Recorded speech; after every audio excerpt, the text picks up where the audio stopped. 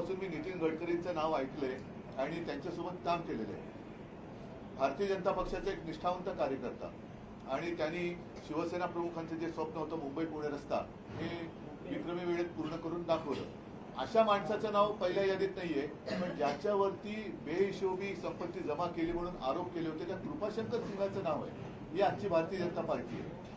आणि अशी जर का लोक जर उद्या त्यांच्या विजयाची छाती ठोक गॅरंटी, आता काय झालेलं आहे, या गेल्या 10 वर्षात अनेक शहरांची अनेक योजनांची जुन्या योजनांची नावं पण बदलली, ती पुन्हा त्यांच्या नेत्यांच्या नावानुसार केली. काही रेल्वे स्टेशनची नावं बदलली, काही शहरांची बदलली. तसंच मला असं वाटतं की आता जुमलाचं नामकरण गॅरंटी झालेलं आहे.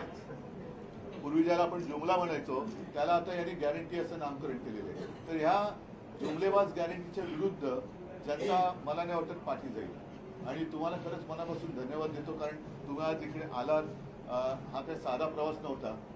तुम्हाला सुषमाताईला मी आधी सांगत होतो की सुषमाताई तुम्ही पायी वगैरे चालू नका, जा सभा घ्या, पण त्या झोपड्यानंतर काढले की आता नाही तर तिकडे लोक परत राहिले. आणि नाही तुमच्या झोपड्यांची पुन्हा जाहिरात व्हायची प्रधानमंत्री आवास योजना. सुषमाताई को घर दिया की नाही दिया. तर ही वस्तुस्थिती तुम्ही केली आणि त्यांना त्या लोकांना धीर दिला. नाहीतर असहाय्य लोक आहेत, त्यांच्या सहनशीलतेचा अंत होण्यापूर्वी त्यांना आपल्यासाठी लढणारा कोणतरी आहे हा विश्वास तुम्ही दिला, त्याच्याबद्दल तुम्हाला खरंच मनापासून धन्यवाद देतो. आणि मला खात्री आहे हा सगळा प्रवास हा केवळ तुमचा नाहीये, तर आपल्या भारतीय लोकशाहीचा प्रवास आहे. की लोकशाही कोणत्या दिशेने चाललेली आहे, लोक काय म्हणतायत आणि प्रत्यक्षात काय होते. तर हा प्रवास फुकट तर नक्की जाणार नाही. आणि ज्या ज्या गोष्टी तुम्ही अनुभवल्या त्याच्याबद्दल मला एक तुम्ही माझं तर म्हणणे की एकदा तुम्हाला वेळ देत तुम्ही चांगलं ते जिल्ह्याप्रमाणे टिपण करून द्या. साधारणतः मी तिथल्याच जाईन मी, कारण मी तर जाहीर सभेत विचारतो की आपण केलेली कर्जमुक्ती शेतकऱ्यांना विचारतो तुम्हाला मिळाली की नाही, संकटाच्या काळामध्ये केलेली मदत तुम्हाला मिळाली की नाही, कारण मी खुल्ला विचारतो.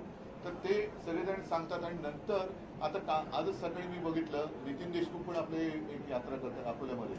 त्यांच्या सभेत एका शेतकऱ्यांनी ओरडून सांगितलं की आपल्या यात्रेमुळे आम्हाला अमुक मिळालं. तर ह्या यात्रा आणि जनतेचा रेटा हा खूप मोठा असतो.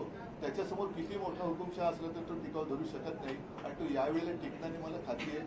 तुम्हाला परत एकदा सगळ्यांना मनापासून धन्यवाद देतो. आणि आता हा एक पायी प्रवास केला, आता हा असा प्रवास आपल्या महाराष्ट्राचा दिल्लीच्या दिशेने आपल्याला करायचा आहे. त्याचा धन्यवाद. जय हिंद, जय महाराष्ट्र. तिला आता जरा शांत, जरा 2-4 दिवस जरा आराम करायचं. हा सर, जय